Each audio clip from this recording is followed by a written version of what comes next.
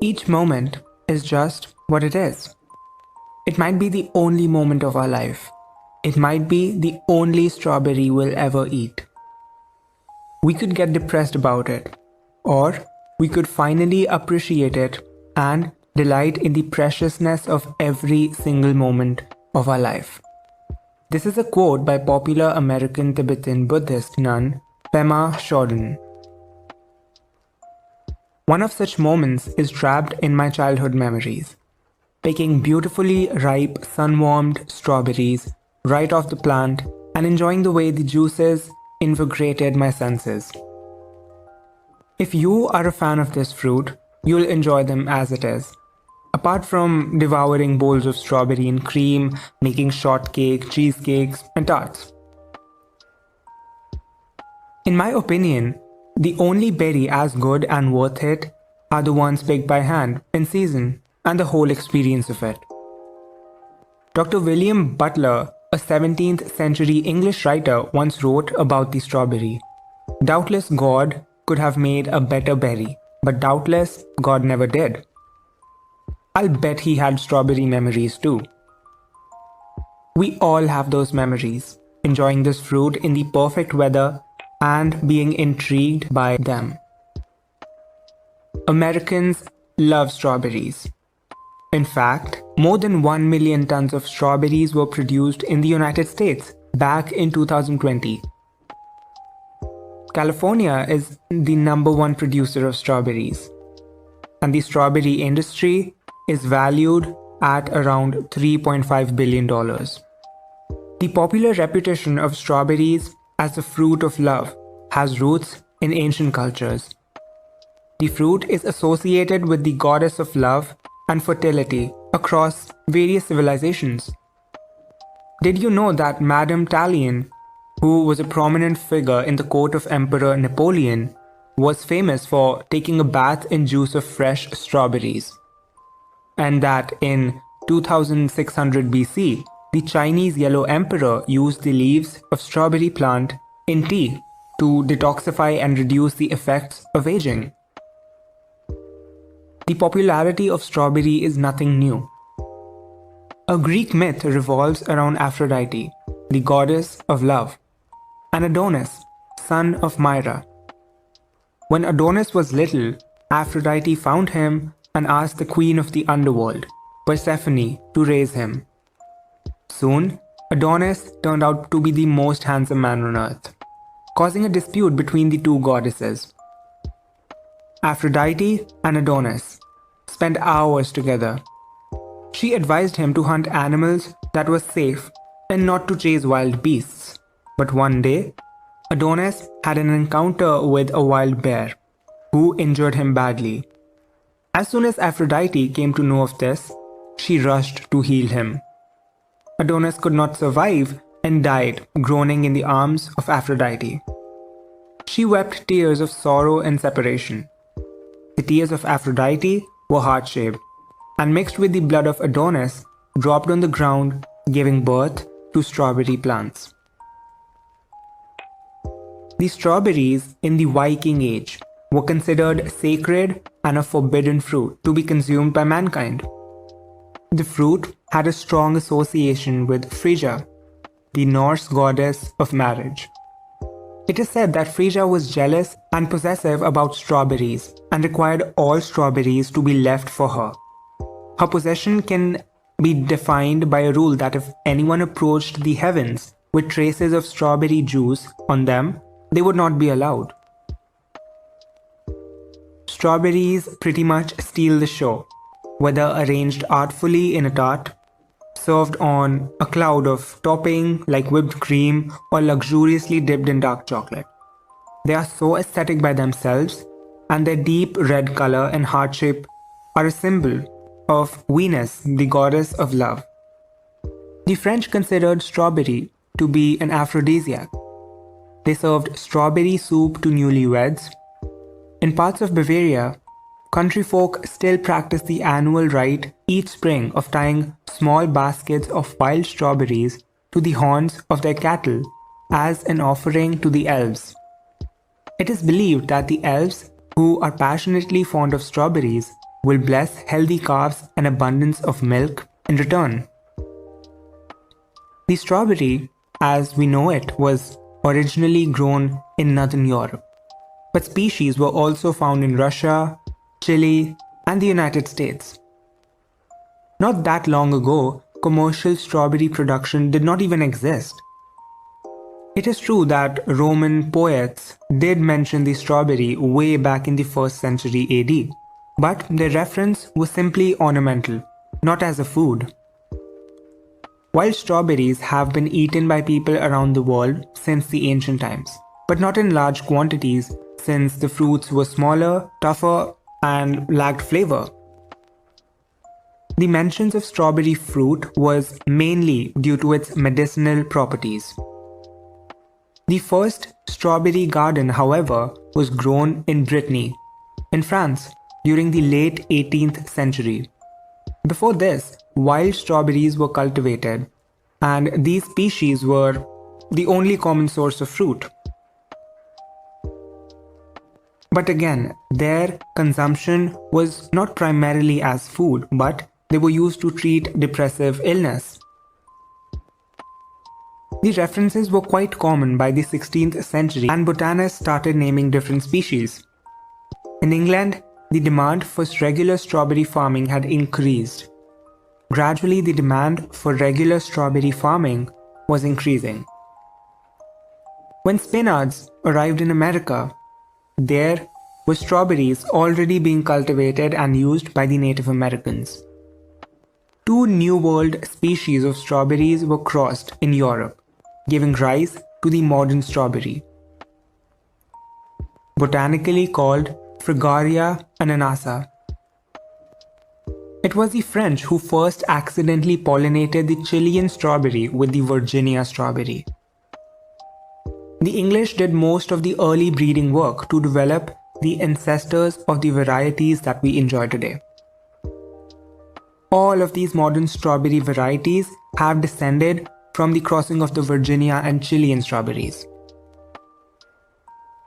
This transition from these native species to modern varieties was a long process, involving hybridization of different species and crossbreeding the original with newfound species and so much more. Hovey was the name of the first American strawberry variety that resulted from a planned cross, and it was the ancestor of the modern versions. Today, United States is the world's largest strawberry producer, followed by Turkey. The flowers appear in small clusters and are generally white in color.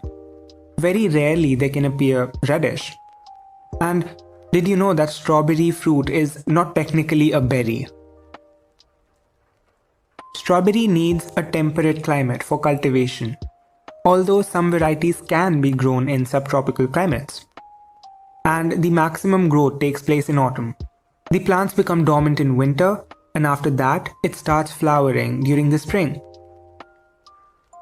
You might not think much of strawberries when you blend them into your smoothie or add it to your morning oatmeal, but the small quantity of this fruit is loaded with health benefits.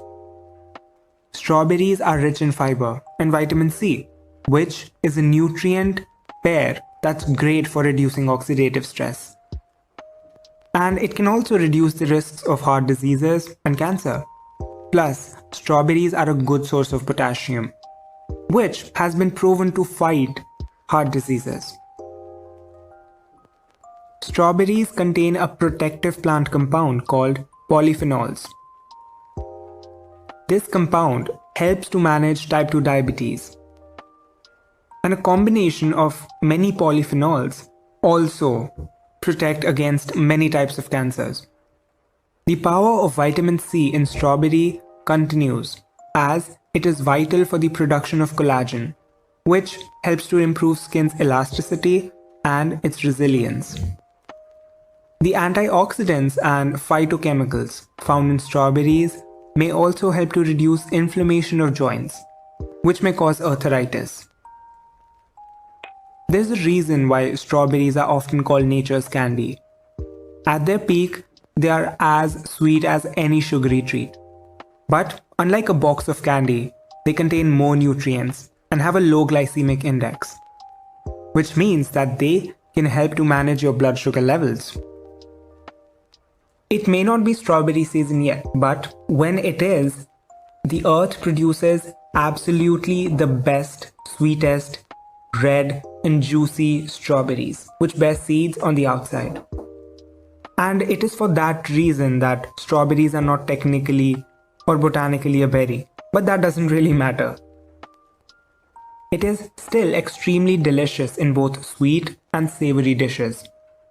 From breakfasts like strawberry creme fraiche biscuits to lunches like grilled strawberry avocado toasts, to dinners like pork with spinach and strawberry salad, you can incorporate this luscious fruit into every meal of your day.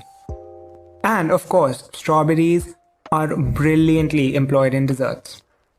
The first classical dish is eaten mess.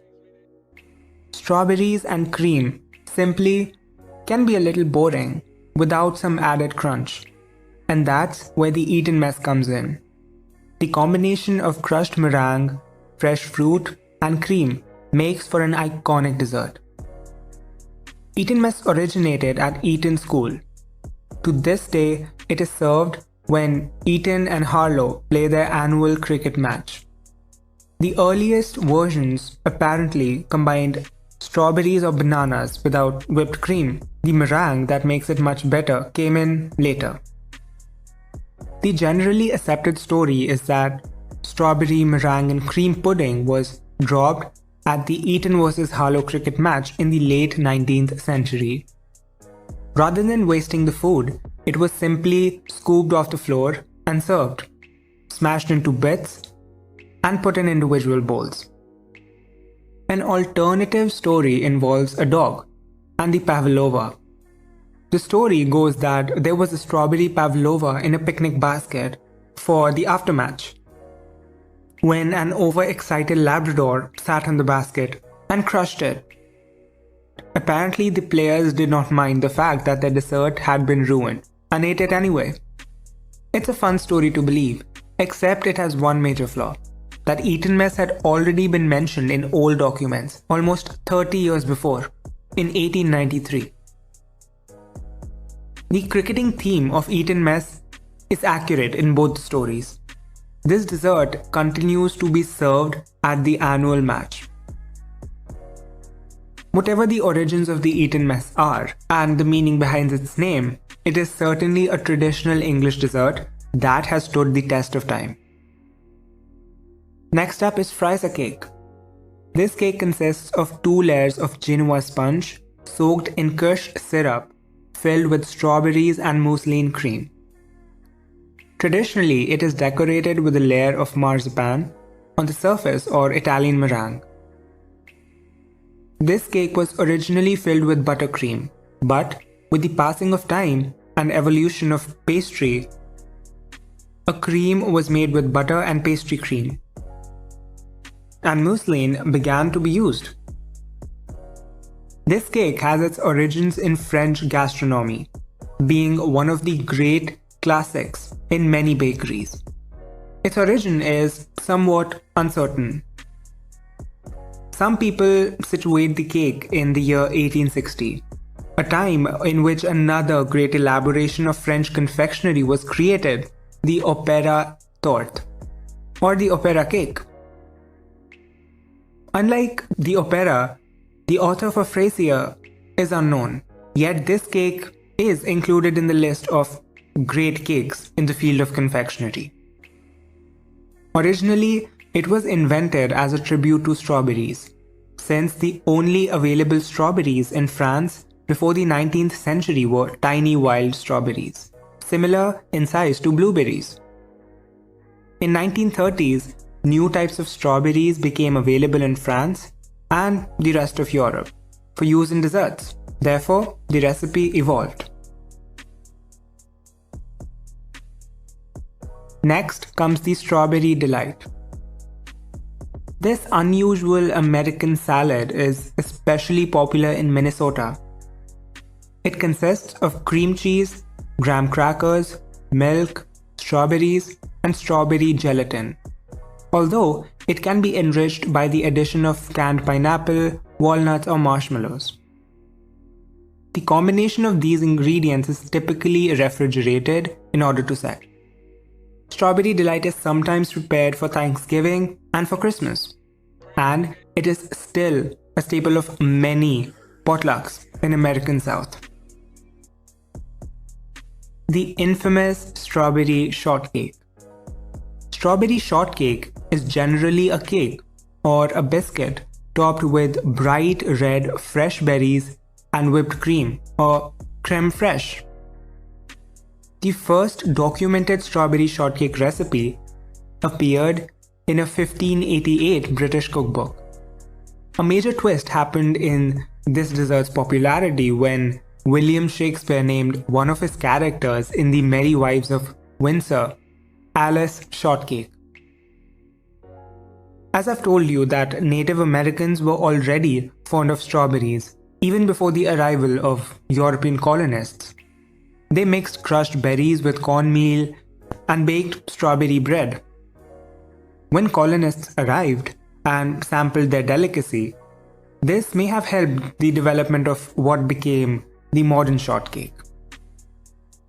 Over time, this delicacy was made more delicious by the use of biscuits and cream.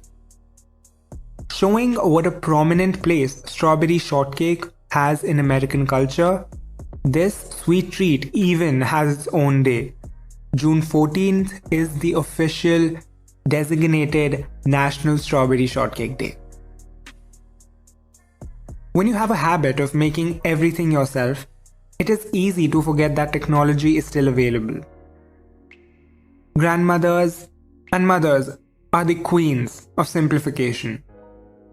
We can thank them for their ability to have fresh, homemade strawberry treats and still be able to manage their active toddlers. Not only does the strawberry convey memories, it is a very special fruit that holds a very special place in all of our hearts. It is a member of the rose family, and it is also the only fruit with the seeds on the outside. If you don't have some strawberry memories of your own, maybe it's time to start, and it's never too late. Those memories will last the rest of your life. Thank you so much, and I hope that you enjoyed this episode of Foodology. Wishing you a beautiful and a happy day ahead. See you soon.